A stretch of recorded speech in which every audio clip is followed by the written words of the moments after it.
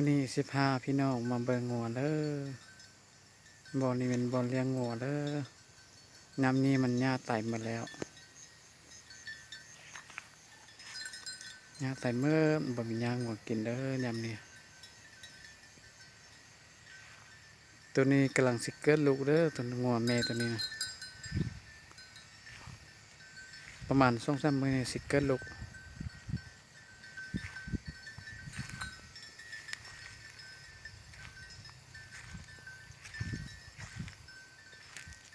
ยุ่งนมใหญ่แล้วท้องเบ่งหลายเด้อกำลังสิมันลูก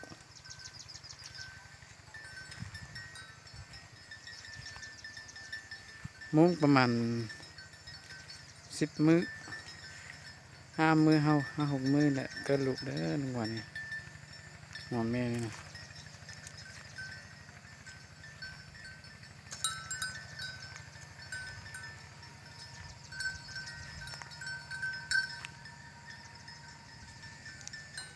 ท้องนมใหญ่ๆสินี่แล้วมันก็สิเกิดลูกแล้ว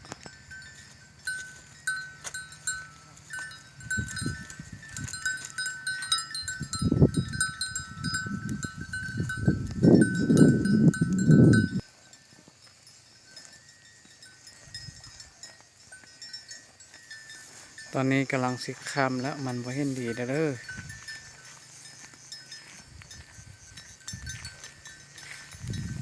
บ่มีงัวหลายดอกใบโตมีแต่10 ใบโตนี้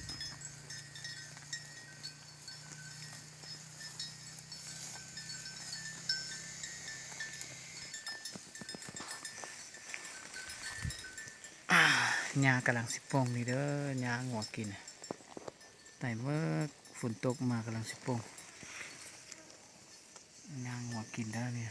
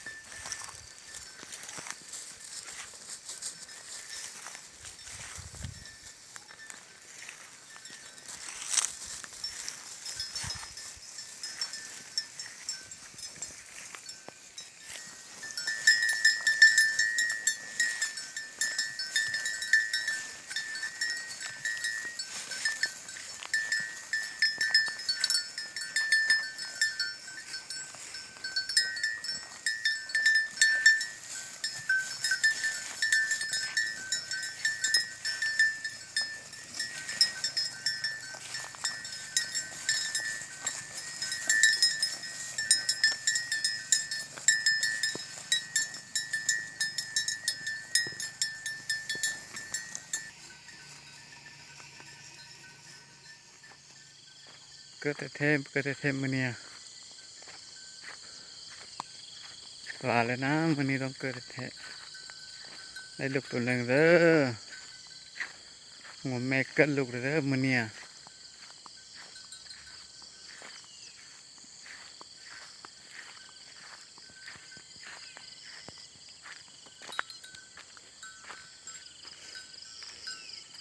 อื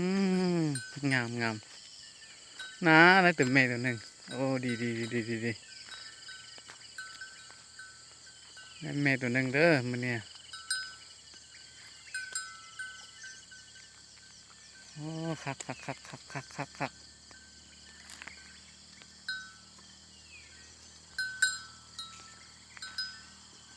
มันได้ตัวแม่ตัวหนึงหัวแม่เด้อเนี่ยงามดีงามเลยงัวเนี่ยหัวแม่เด้อเนี่ย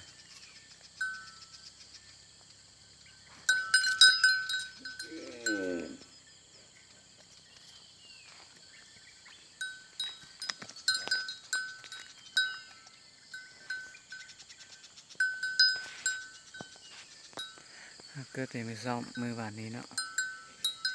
ฝากไว้เบิ่ง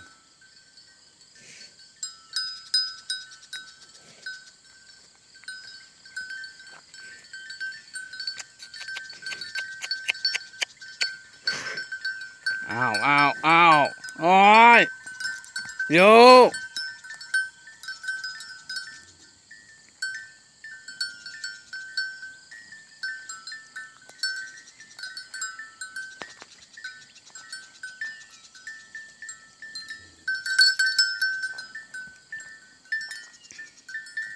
หมูกำลังสิมาคนนี้โอ้ยเมื่อวานนี้เกิดได้ตัวหนึ่ง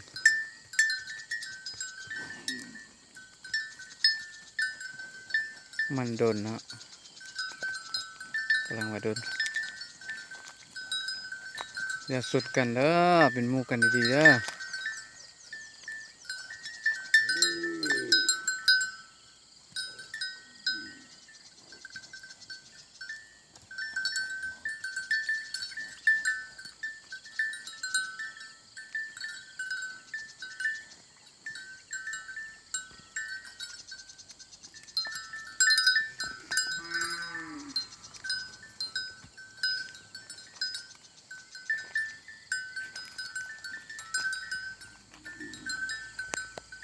ดีเด้อดีไล่ดีไล่ยากดีๆเด้อเนี่ยคักตุยดีเท่เด้องอแม่